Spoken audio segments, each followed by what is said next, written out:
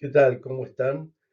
Nuevamente el doctor Marcelo Milano con ustedes. Después de haber disfrutado tan linda estadía en Salta y de haber compartido las clases presenciales de suplementación deportiva y doping que hemos visto, me toca ahora hacer una clase online, en la que vamos a hablar de hidratación deportiva.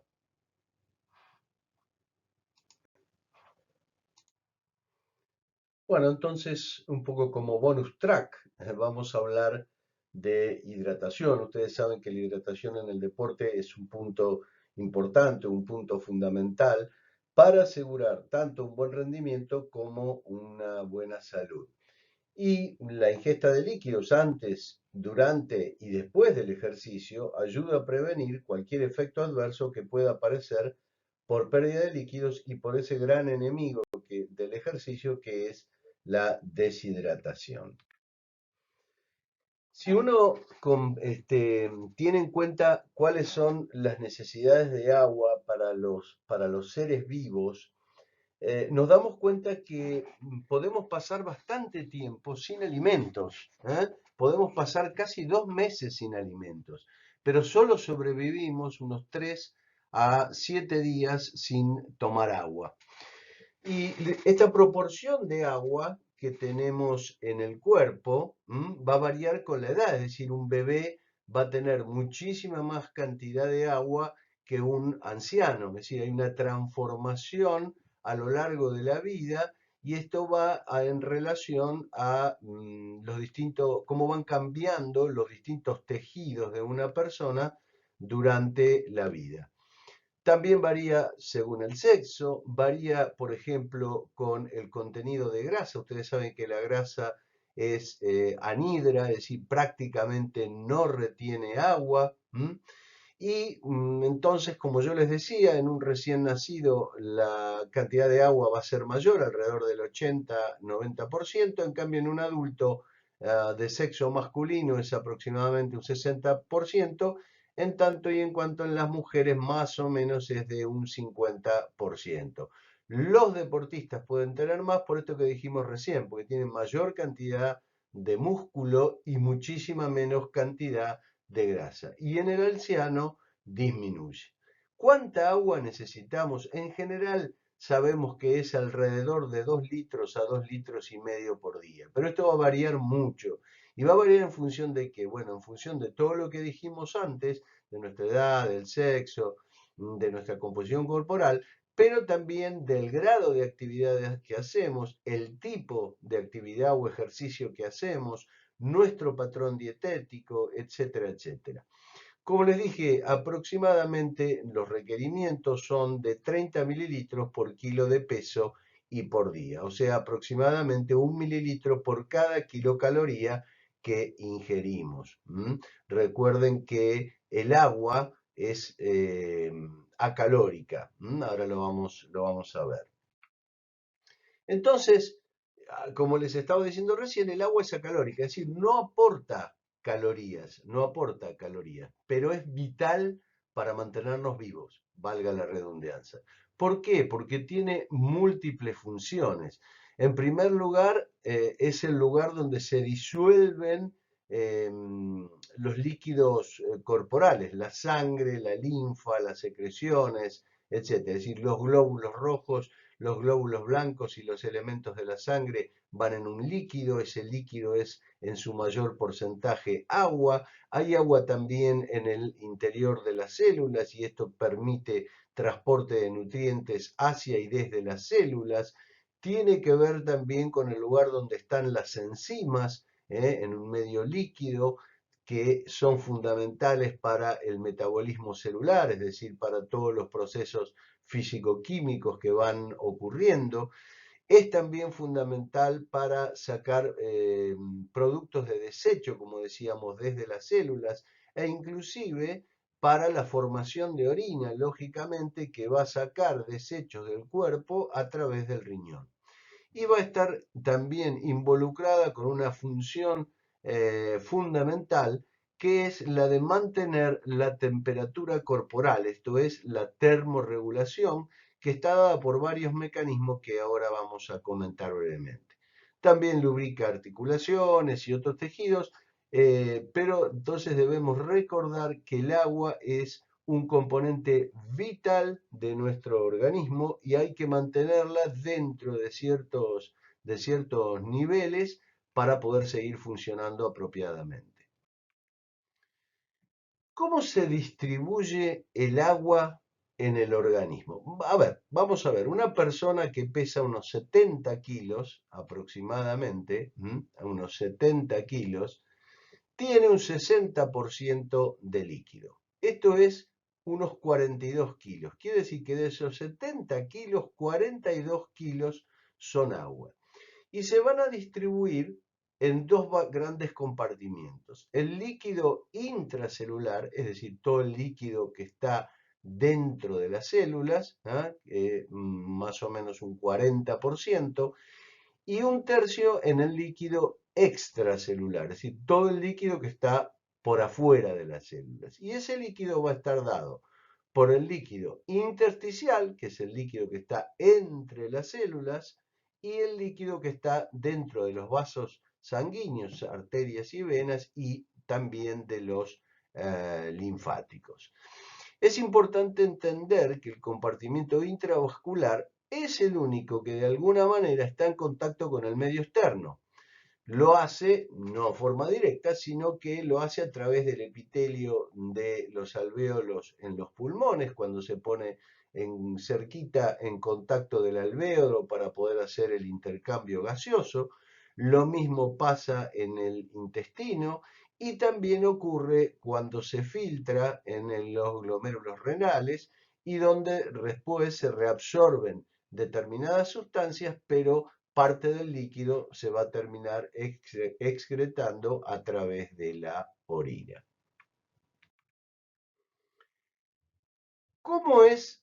¿Cómo son los ingresos y egresos del agua en nuestro organismo? ¿De dónde ganamos agua y cuánto ganamos? ¿Y por dónde perdemos agua y cuánto perdemos? Miren, siempre va a haber, debería haber por lo menos, un equilibrio. Más o menos una ganancia de agua de 2.500 mililitros y una pérdida similar. Por un lado tenemos el agua de los alimentos, que son aproximadamente unos 700 mililitros. A pesar de que no nos damos cuenta con los alimentos sólidos, ¿sí? también ingerimos hasta 700 mililitros de agua. Después están los líquidos, lo que ingerimos como líquidos, té, café, gaseosas, agua, soda, lo que se les ocurra, que estamos ingiriendo directamente como líquidos, que es aproximadamente unos 1.600 mililitros. Y después hay un componente que es el menor, pero no menos importante, que es lo que se llama agua metabólica. Ustedes saben que en el metabolismo aeróbico los productos finales son el dióxido de carbono y el agua. Esa agua que se forma es el agua metabólica. ¿Y por dónde perdemos agua constantemente? Bueno, perdemos aproximadamente unos 1.500 mililitros por los riñones, es decir, por la orina, unos 600 mililitros por la piel, unos 300 mililitros por los pulmones, por esto que hablábamos antes de la relación entre la sangre y los pulmones, y también perdemos por el tracto gastrointestinal, es decir, por las heces, por la materia fecal. Entonces deberíamos mantener este balance de ingresos y egresos que, como les digo, es alrededor de 2.500 mililitros. Y acá vamos a hablar un poquito de la termorregulación, que es lo que decíamos antes. Es decir, el cuerpo tiene que mantener, así como mantiene el pH, es decir, su grado de acidez en valores muy acotados y muy controlados, la temperatura del ser humano también debe mantenerse controlada. Y hace esto el organismo a través de disipar calor, es decir, sacar calor del cuerpo, que básicamente es producido por todos los procesos metabólicos, particularmente, por ejemplo, la contracción muscular que quema, que usa ATP y ese ATP al romperse provee energía y parte de esa energía se va a perder como calor. O cuando estamos en ambientes fríos, el organismo tiende o trata de retener ese calor para mantener siempre ese rango de temperatura del que hablamos. Y hace esto por cuatro mecanismos. Un mecanismo de conducción, un mecanismo de convección, un mecanismo de radiación y un mecanismo de evaporación. Un mecanismo de evaporación. Y decimos entonces que esa energía que está contenida en los alimentos por acción del metabolismo que lo convierte en energía mecánica, también tiene un componente importante de energía térmica. Y esa energía térmica tiene como principal mecanismo para volver al medio ambiente el mecanismo de evaporación. Y eso es porque se transfiere calor eh, de los líquidos a los gases, generalmente cuando el agua se transforma en vapor de agua, y esa evaporación va a requerir energía, es decir, el calor corporal se va a transferir a las moléculas de agua, es decir, un pasaje de energía al agua, y esas moléculas de agua de la superficie de la piel en la evaporación son las que ganan energía para pasar al estado gaseoso. Y así el cuerpo pierde calor. Y este es el principal mecanismo de disipación de calor durante el ejercicio. ¿Cuáles son las pérdidas por sudor y de qué dependen estas pérdidas de sudor? Bien, durante la actividad física, básicamente los factores que entran en juego son, obviamente, cuánto dura un ejercicio, qué intensidad tiene ese ejercicio, si es una intensidad gravosa para el organismo, pesada, va a tener mayor pérdida de sudor que si no lo es. Las condiciones ambientales, donde va a jugar un papel la temperatura, va a jugar un papel la humedad que hay en el ambiente, inclusive el viento. Y por último, el tipo de ropa o equipo que está utilizando ese deportista.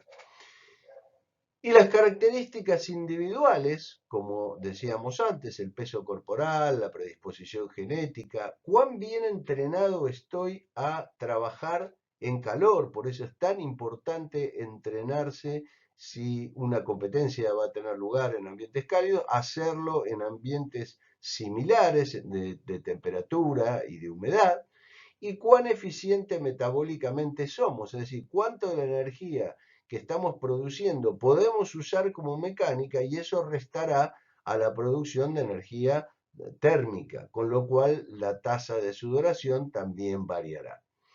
Es difícil hacer recomendaciones universales, como dice el slide. Siempre esto hay que adaptarlo a cada persona, porque como ustedes ven, no todos respondemos igual.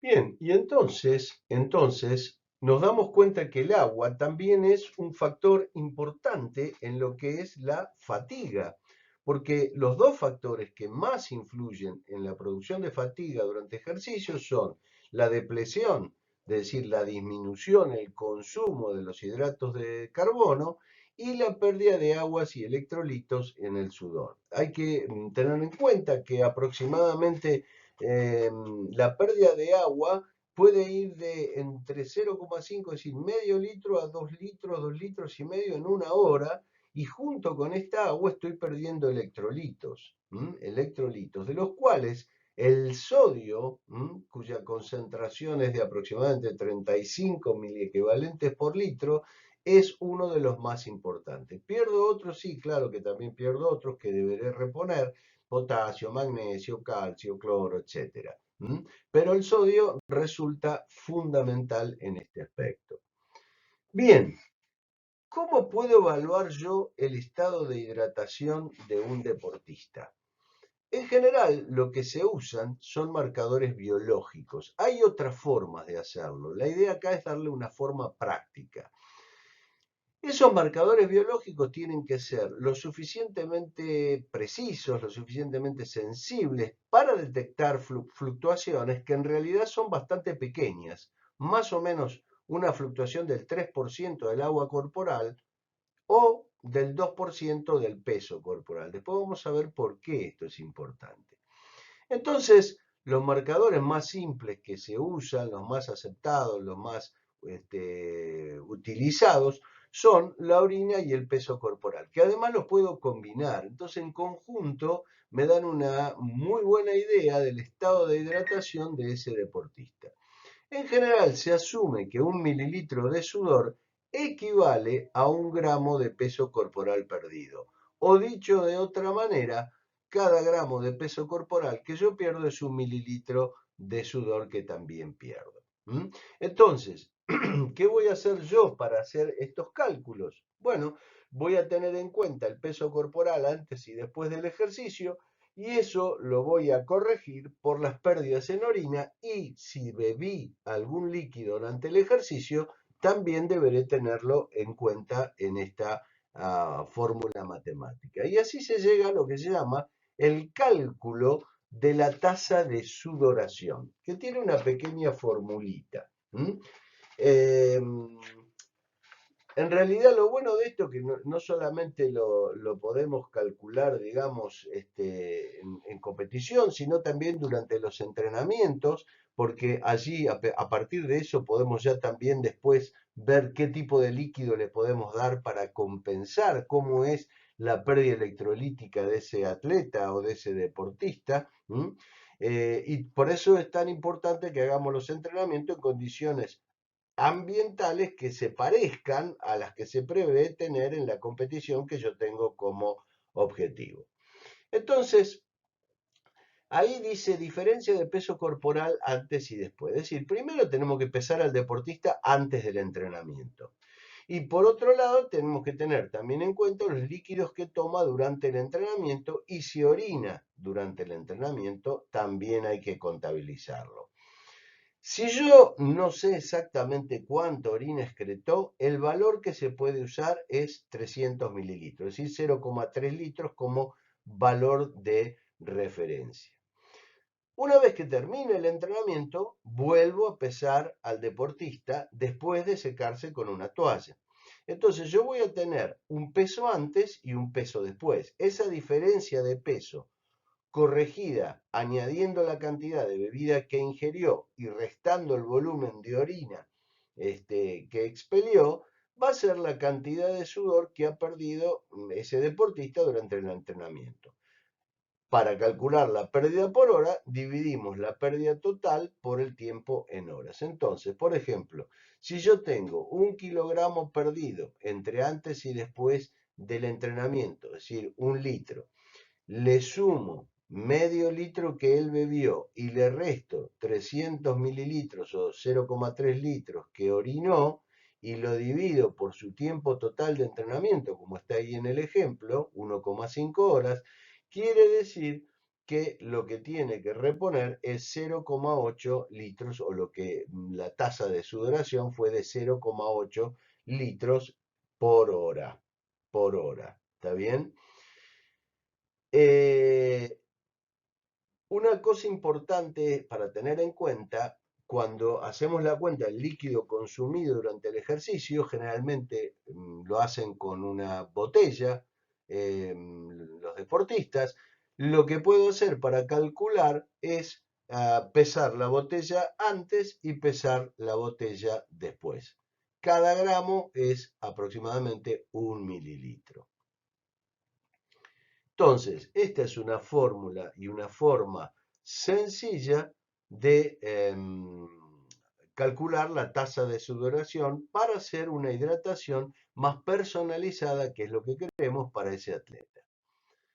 Hay otras mediciones características de la orina, por ejemplo, la densidad, pero también se puede controlar el color de la orina. Hay tablitas, vienen tiras que tienen colores aproximados a los que pueden ver en pantalla, donde un color más claro me habla de una orina o de un deportista bien hidratado, es decir, con suficiente cantidad de agua, y ya en un nivel 5, cuando la orina empieza a ponerse de un color amarillo más oscuro, entre 4 y 5, ya puedo empezar a hablar de que ese deportista está deshidratado, y a medida que la orina se va oscureciendo, porque es insuficiente la cantidad de agua que tiene para los desechos que está sacando, es decir, está muy concentrada, ya me voy a los grados más severos de deshidratación.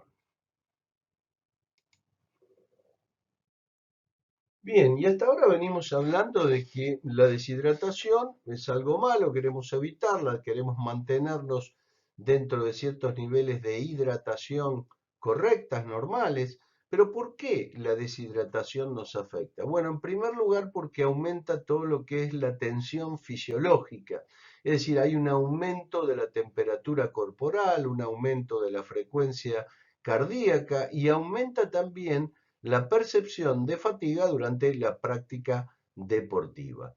Y hay que tener cuidado porque es que hay una especie de acumulación de esa deshidratación. Si yo hoy entrené y no me hidraté bien y mañana vuelvo a entrenar y no me termino de hidratar bien, más el déficit que ya tenía del día anterior y así sucesivamente, hay o puede haber una deshidratación progresiva, progresiva.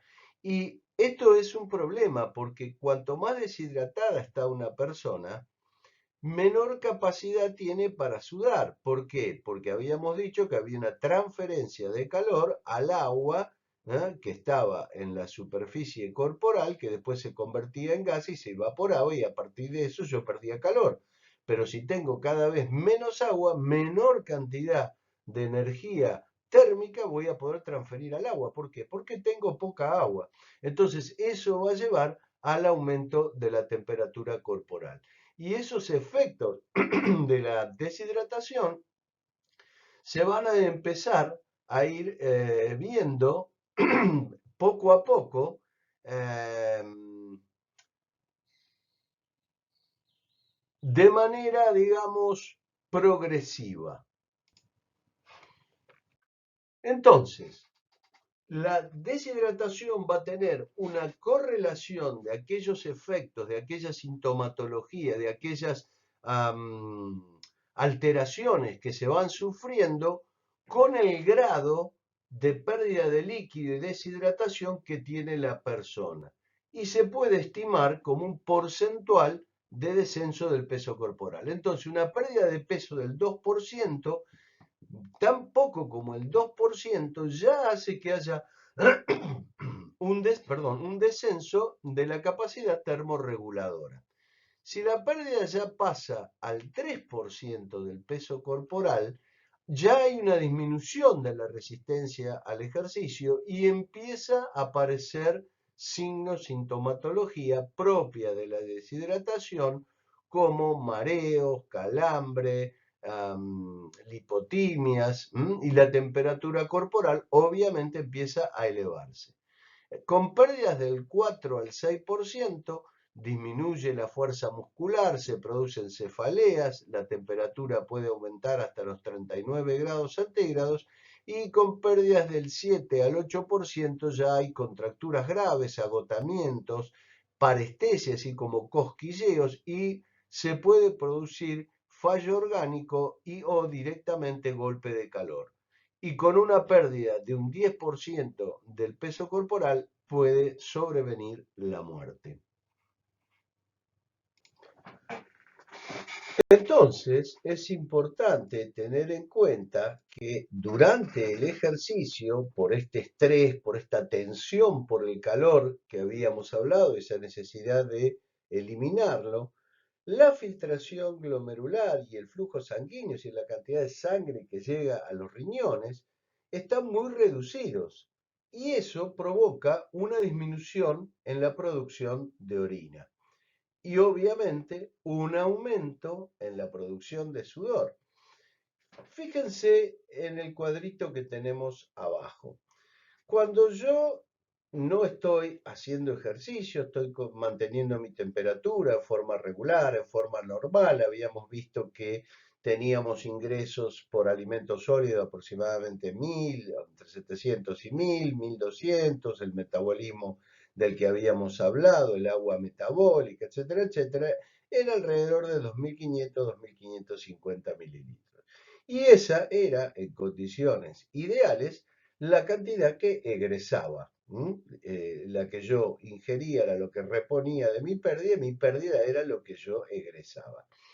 Y en esas condiciones normales, la orina representaba aproximadamente 1250 mililitros, las heces unos 100 y el sudor 850 y los pulmones unos 300, 350. Con lo cual estaba en equilibrio, estaba en balance.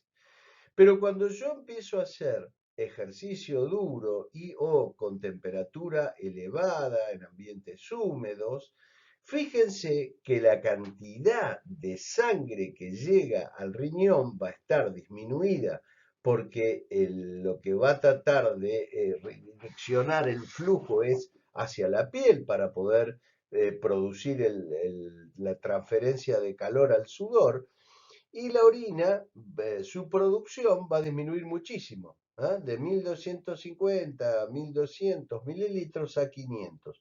Pero el sudor se me va a disparar a 4000, a 5000 mililitros puedo llegar a perder.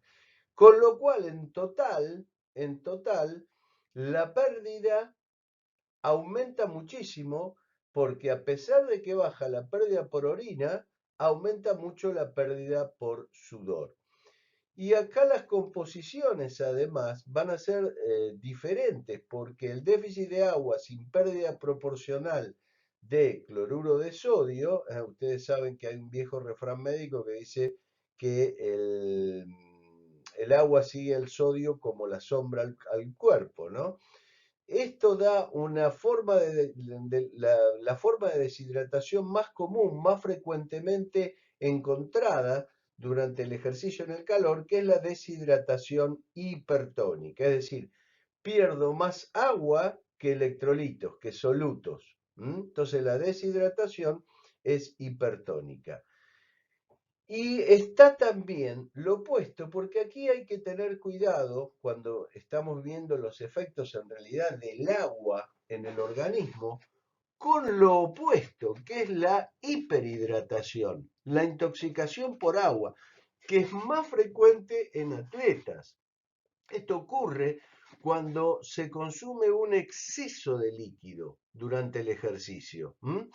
Lo que puede llevar al riñón a no poder manejar semejante volumen de líquido, y también hay una disminución en la capacidad de producir orina para excretar ese exceso de volumen. Con lo cual hay dos grandes riesgos, no solo la deshidratación, sino también la hiperhidratación. ¿Cuáles son los efectos entonces de la deshidratación y la hiperhidratación? Bueno, la verdad es que se parecen bastante. Eh, Tanto la deshidratación como la hiperhidratación pueden ocasionar problemas de salud. Es decir, el exceso o el déficit. Y de hecho han muerto atletas por hiperhidratación. Si bien lo más frecuente es la deshidratación, es más peligroso consumir un exceso de líquido por el riesgo de hiponatremia sintomática o dilucional. ¿Qué quiere decir esto? Como yo sobrehidrato al cuerpo, la cantidad de electrolitos que tengo, la cantidad de sodio que tengo en el cuerpo, en forma relativa, se diluye. Entonces, baja la cantidad de sodio en forma relativa. Y esto ocurre cuando, como dijimos, cuando los riñones se sobrecargan, y las células empiezan de alguna manera a hincharse transitoriamente. Y esa hinchazón hace también que, por ejemplo, a nivel del cerebro, las células hinchadas, el cerebro hinchado, presiona el cráneo y aparecen dolores de cabeza bastante fuertes. De hecho, es uno de los primeros síntomas que ocurren. Además, puede haber calambres musculares, náuseas, hinchazón de las piernas. Puede afectarse el ritmo cardíaco porque también se diluyen otros iones, por ejemplo el potasio, que tiene una gran importancia a nivel cardíaco. En general, tenemos mecanismos de defensa y los riñones tienen un amplio rango de posibilidad de manejar excesos de líquido. Pero cuando se sobrepasan los 6,5, 7,5 litros de ingesta de agua, los riñones ya no pueden manejarlo. Entonces, las dos grandes cosas, la deshidratación que afecta el rendimiento deportivo, la performance, y aumenta la temperatura corporal, todos los problemas que habíamos visto antes en función o relacionados también con la pérdida de peso corporal para poder cuantificarlo y saber más o menos dónde está cada uno. Esa deshidratación puede llevar incluso a la rhabdomiólisis, es decir, a la destrucción de las fibras musculares por esfuerzo y esto desembocar en una insuficiencia renal aguda. Y por otro lado, la hiponatremia asociada al ejercicio dilucional, esta producida por esta suerte de intoxicación por agua, que también puede ser muy grave e incluso eh, producir la muerte. Como los síntomas son similares, mareo, fatiga, cefalea, náuseas, es muy importante el diagnóstico diferencial, porque obviamente se van a tratar de formas diferentes. Y esto me lo va a dar el contexto y la historia de lo que ha estado haciendo el atleta en términos de consumo de líquidos. Bueno, entonces ahora vamos a poner en consideración y tratar de aplicar un poco todo lo que hemos visto hasta aquí, dando unas pautas generales para lo que sería un plan de hidratación. Recuerden que siempre debe estar personalizado este plan de hidratación. Y tiene básicamente, o se consideran básicamente, tres fases. Antes de la competencia, es decir, el periodo precompetencia, el periodo intracompetencia y el periodo postcompetencia. ¿Qué es lo que buscamos en la hidratación precompetencia? Pues básicamente comenzar el ejercicio correctamente hidratado, es decir, lo que es un estado de euhidratación. Eu significa un prefijo que significa verdadero, correcto, ¿está bien? Entonces busco un estado de euhidratación. Recordemos que para esto primero tenemos que haber evaluado cuán bien hidratados estamos por aquello de que a lo mejor si vengo entrenando duro antes de la prueba, puedo haber acumulado un cierto grado de deshidratación. Con lo cual, muy importante hacer una evaluación previa. Y lo que se aconseja es beber en forma lenta, más o menos unos 5 a 7 mililitros por kilo en las 4 horas previa al ejercicio y pudiéndose adicionar unos 20 a 50 miliequivalentes de sodio. O acompañarlo con comida rica en sal, efecto de estimular la sed y de retener los líquidos que voy a ingerir.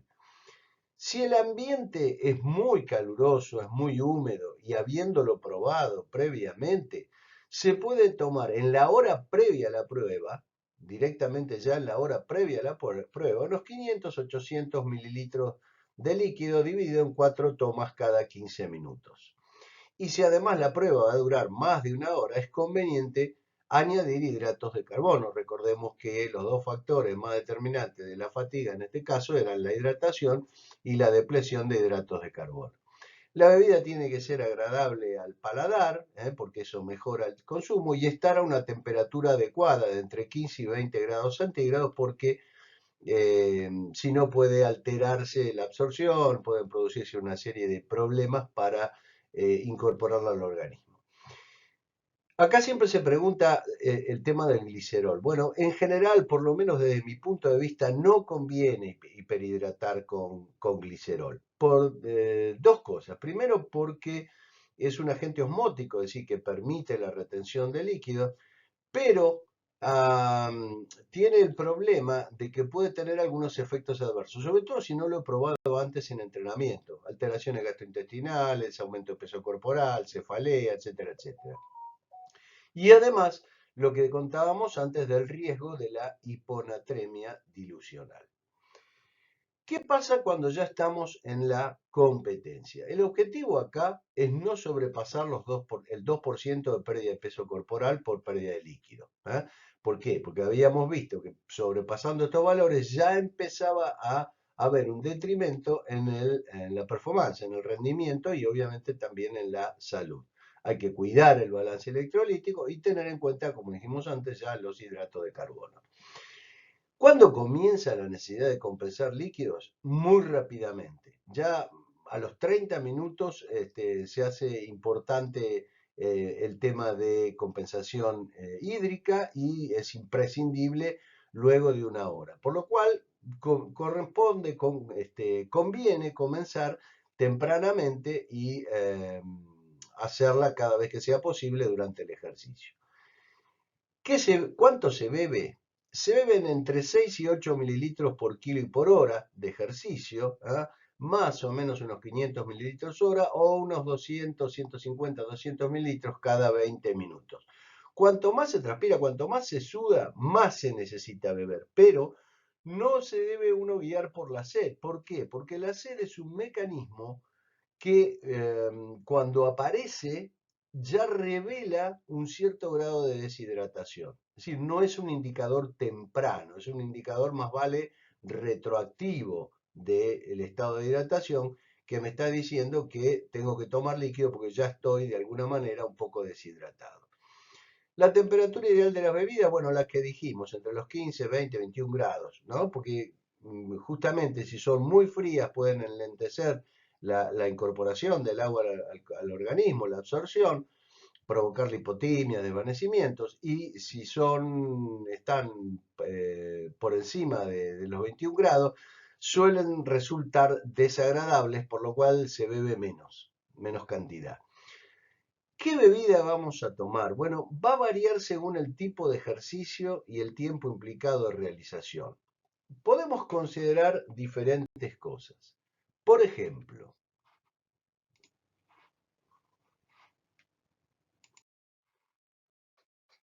los dos elementos que más vamos a tener en cuenta durante la competencia para saber qué tipo de bebida vamos a usar son su duración y su intensidad. En ejercicios cortos, de menos de media hora, 30 minutos, 20 minutos, se puede no tomar nada o tomar simplemente un poco de agua. No va a ser una gran diferencia porque no se va a producir en ese tiempo una deshidratación importante. Cuando el ejercicio dura menos de una hora, entre 30 minutos, pero menos de una hora, y la intensidad es de baja a moderado, hay que reponer ya las pérdidas de líquido por sudor y se recomienda rehidratarse simplemente con agua como lo vimos antes. Cuando el ejercicio es menor a una hora, pero de alta intensidad, entonces hay que hacer un reemplazo rápido de agua. Y en ese caso ya no vamos a tomar solamente agua, sino bebidas que tengan, por ejemplo, hidratos de carbono, bebidas isotónicas, es decir, con la misma osmolalidad que la de los componentes orgánicos, que tengan hasta unos 8 gramos de hidratos de carbono cada 100 mililitros. Hay algunas personas que estas bebidas le provocan una sensación de plenitud o de malestar gástrico, por eso debe probarse siempre, siempre, siempre antes, en los entrenamientos, antes de la competencia, qué bebidas tomar y cómo tomarlas. En ese caso se puede usar bebidas hipotónicas, es decir, con una osmolaridad baja. Y por último, si el ejercicio dura más de una hora y la intensidad es alta, ahí hay que reemplazar ya el líquido con una gran rapidez y hay que sumar la energía gastada, o sea, la energía consumida, para evitar lo que decíamos antes, los factores de fatiga, la depresión de los hidratos de carbono y la deshidratación. En general, bebidas isotónicas con 40-80 gramos de carbono por litro cubren las recomendaciones del American College, que son de 30 a 60 gramos de hidrato de carbono. Puede usarse bebidas hipotónicas con 20 a 40 gramos de hidrato de carbono por litro cuando el índice de sudoración, cuando la tasa de sudoración es alta. Por ejemplo, en el caso de estar en una competencia, en un ambiente muy cálido y muy húmedo y yo necesito reponer mucho líquido. Y lo opuesto, cuando hace frío, por ejemplo, se pueden usar bebidas con polímeros de glucosa, cuando la tasa de sudoración es baja porque hace frío, porque con menos volumen de líquido aportan más energía. Si no se puede por el tema gastrointestinal, se usan entonces las bebidas isotónicas. Bien, y ya en la rehidratación post competencia, nuestro objetivo obviamente es reponer cualquier deficiencia de líquidos y de electrolitos y restablecer rápidamente las funciones normales, metabólicas, musculares, cardiovasculares, etcétera. Por lo tanto, se debe iniciar la rehidratación inmediatamente después de terminado el ejercicio y mantener esa pauta en las primeras horas, incluso aunque el deportista tomando líquidos ya no tenga sed, se debe mantener la pauta. Y después vamos a ver que vamos a terminar reponiendo más de lo que perdimos, vamos a ver por qué. Además, por la composición de lo que se perdió, si se perdió agua y electrolitos, yo ya no puedo rehidratarme solamente tomando agua. Tengo que tomar agua y electrolitos e inclusive hidrato de carbono. El aumento del volumen plasmático está directamente relacionado con el volumen de líquido ingerido y con la concentración de sodio, que es el ion extracelular fundamental. Y además, la resíntesis del glucógeno hepático y muscular gastado durante el ejercicio es mayor durante las 2 horas después del esfuerzo. Y yo sé que el glucógeno es la molécula de guardado, de reserva, de acumulación de glucosa en el organismo. Y para que se forme glucógeno a partir de las unidades de glucosa, necesito agua. Por todas estas razones, las bebidas de hidratación tienen que contener tanto sodio como hidratos de carbono. Se sabe que por cada litro de peso corporal perdemos aproximadamente 1 litro de sudor. Y por cada litro de sudor y por cada entonces kilo de peso corporal, vamos a reponer 1,5 litros por kilo de peso corporal perdido. ¿Por qué? Porque hay que compensar la producción de orina que va a estar aumentada por el consumo de líquido. O sea que no se repone el 100%, sino que en las primeras 6 horas se debe reponer el 150% de lo perdido durante la competencia. Bien, dos palabras sobre las bebidas deportivas. Las bebidas deportivas son preparaciones científicamente elaboradas, es decir, con los estudios y las cosas que se saben hoy en día sobre hidratación para las necesidades del deportista, del atleta. Cuando hablo de deportista, estoy hablando también de un deportista de fin de semana, no solamente estoy hablando del alto rendimiento. Y tiene tres objetivos fundamentales. Primero, aportar energía a partir de hidratos de carbono, que mantengan la concentración, la glucemia en sangre en forma correcta y prevengan o retrasen el agotamiento de los depósitos de glucógeno. Reponer electrolitos, de los cuales, como vimos, uno de los más importantes es el sodio, y la reposición hídrica, es decir, del agua, para evitar la deshidratación. La composición puede variar según las diferentes marcas, no voy a mencionar ninguna en particular. Según la legislación española, desde el punto de vista de las kilocalorías que aportan, en los rangos mínimos, los límites mínimos y máximos estaría entre las 80 y las 350 calorías por kilocalorías por litro. Desde el punto de vista de los hidratos de carbono, hay que usar hidrato de carbono con alto índice glucémico, el 75% de las calorías debería venir de este tipo de hidrato de carbono y no sobrepasar el 9%, es decir, los 90 gramos por litro. Desde el punto de vista del sodio, más o menos estar entre los 500 y 1000 o 1200 miligramos de sodio por litro, con una osmolalidad que esté alrededor del 200 al 330 miliosmol por kilo de agua.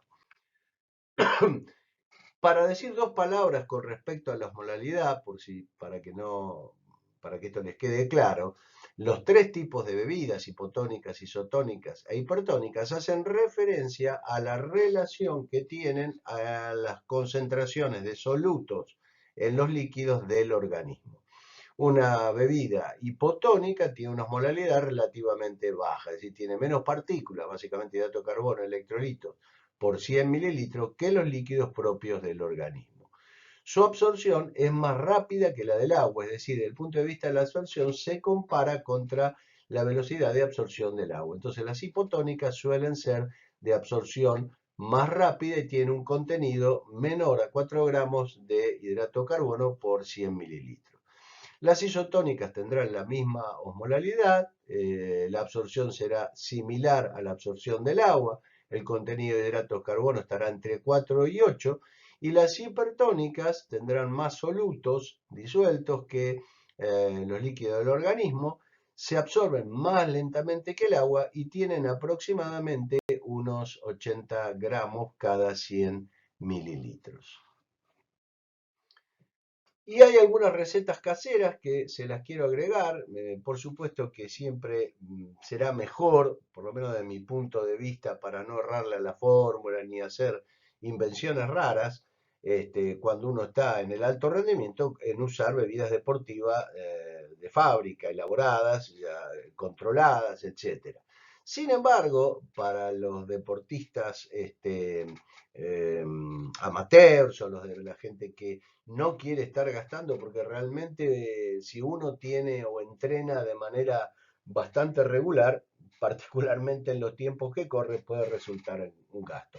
Entonces les dejo estas pequeñas recetas tomadas de BIN, de la Guía Completa de Nutrición del Deportista, de Editorial Paido Tribo, es un librito muy, muy interesante, donde tienen una receta para las bebidas hipotónicas y para las bebidas isotónicas. Bueno, y hasta aquí hemos llegado. Espero que les haya sido de utilidad y no olvidarse entonces que el agua es fundamental en el rendimiento deportivo y en la salud, pero llevándose ahora el concepto también de que hay, si bien hay un límite hacia abajo, por así decirlo, en términos de consumo de agua, que si no se cumple nos puede llevar a la deshidratación, también puede ocurrir lo opuesto con la hiperhidratación y la hiponatremia dilucional. Nos vemos en la próxima y muchísimas gracias.